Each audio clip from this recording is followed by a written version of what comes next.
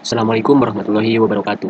Perkenalkan, saya Aryo Danang Abiseno dari kelas 4B Ilmu Perikanan dengan NIM 444319054. Pada video ini saya akan melakukan atau menjelaskan mengenai analisis SWOT atau Strength, Weakness, Opportunity, dan Threat dengan jurnal yang diacu dengan judul Analisis SWOT dalam menentukan strategi pemasaran udang beku PT Mustika Mina Nusa Aurora Tarakan, Kalimantan Utara.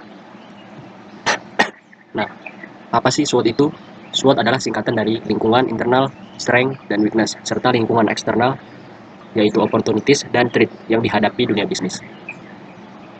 Kemudian, apa sih analisis SWOT itu? Analisis SWOT adalah evaluasi terhadap keseluruhan kekuatan, kelemahan, peluang, dan ancaman.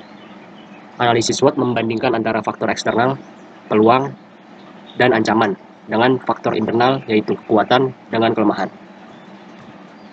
Nah, tujuan dari analisis SWOT ini digunakan untuk melihat kekuatan, kelemahan, peluang, dan ancaman yang akan dihadapi oleh perusahaan.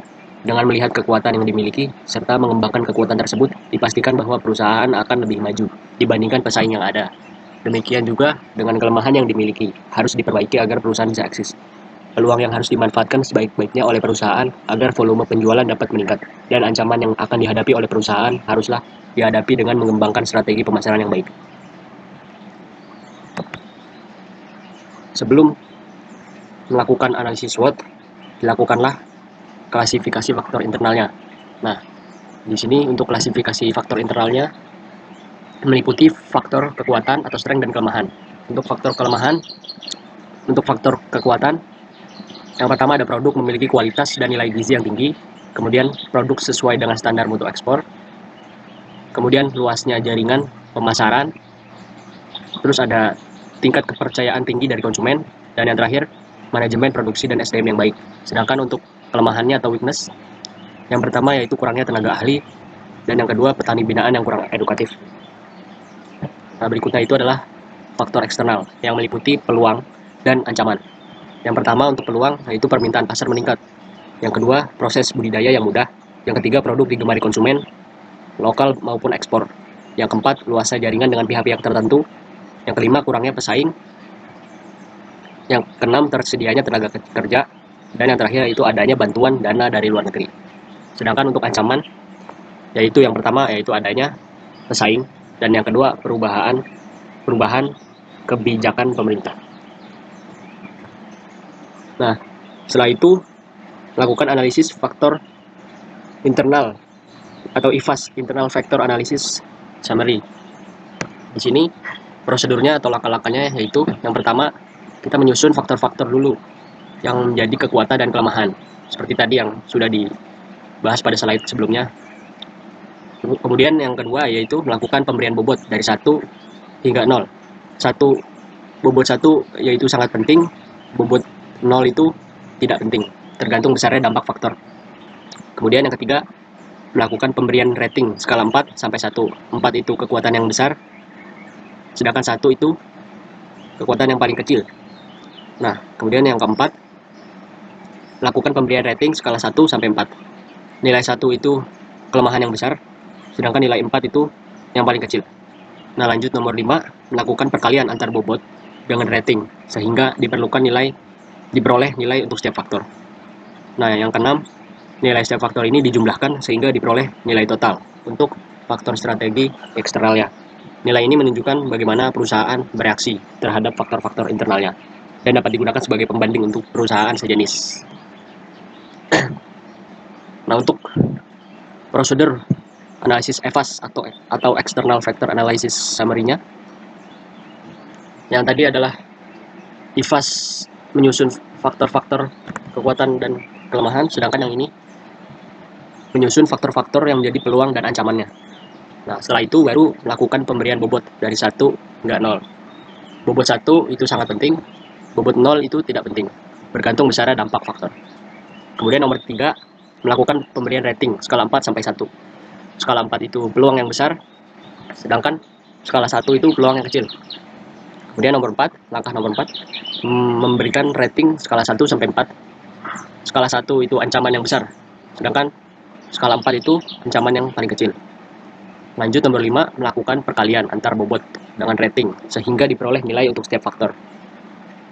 Dan yang nomor 6, nilai setiap faktor tadi dijumlahkan sehingga diperoleh nilai faktor untuk strategi eksternalnya. Nilai ini menunjukkan bagaimana perusahaan bereaksi terhadap faktor-faktor eksternalnya dan dapat digunakan sebagai pembanding untuk perusahaan sejenis. Nah, setelah dilakukan analisis IFAS maupun EFAS menggunakan prosedur tadi dan telah dilakukan penghitungan bobot dan rating, diperoleh di sini untuk matriks IFAS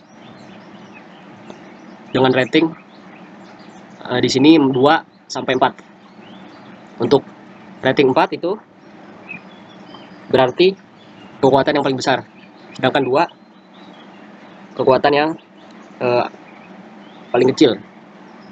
Nah, untuk kelemahannya yang 2, rating 2 berarti kelemahan yang paling besar.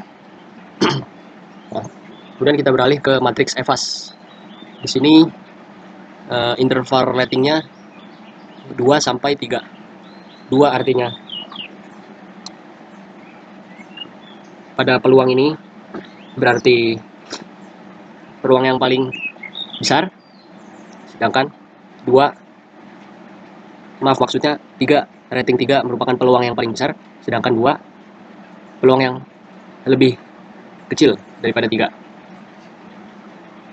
Kemudian untuk faktor eksternal ancaman di sini dari rating 1 sampai 4, di sini hanya ada rating nomor 2. Berarti di sini rating 2 ancaman yang paling kecil. Nah, berdasarkan penghitungan bobot dan rating tadi, maka dari skor-skor ini diurutkan sehingga dapat digunakan untuk membuat strategi pemasaran yang akan digunakan. Nah, dari faktor internal dan eksternal ini maka dapat disusun strategi-strategi yang dapat digunakan dalam menentukan pemasaran udang beku. Nah, untuk GSO berarti dengan melihat faktor kekuatan dengan peluang. Di sini strateginya yang pertama itu pemanfaatan produk, kemudian yang kedua pengembangan SDM, dan yang terakhir nomor 3 pengembangan skala usaha. Nah, untuk strategi ST yaitu dengan melihat kekuatan dan threat atau ancaman. Yang pertama strateginya itu mempertahankan mutu produk, yang kedua menjamin kualitas produk, dan yang ketiga produksi berkelanjutan. Nah, untuk strategi WO yaitu weakness dan opportunity atau kelemahan dan peluang. Strateginya yaitu yang pertama pengembangan SDM, dan yang kedua penambahan tenaga ahli. Lanjut untuk strategi WT atau weakness dan threat dengan melihat faktor kelemahan dan ancamannya. Yang pertama yaitu mempertahankan mutu produk, yang kedua menjaga kepercayaan konsumen, yang ketiga pengembangan SDM. Nah, seperti itulah strategi-strategi yang dapat digunakan sebagai pemasaran perusahaan PT Mustika Mina Nusantara dalam pemasaran udang beku. Demikianlah penjelasan dari saya, kurang lebihnya mohon maaf. Assalamualaikum warahmatullahi wabarakatuh.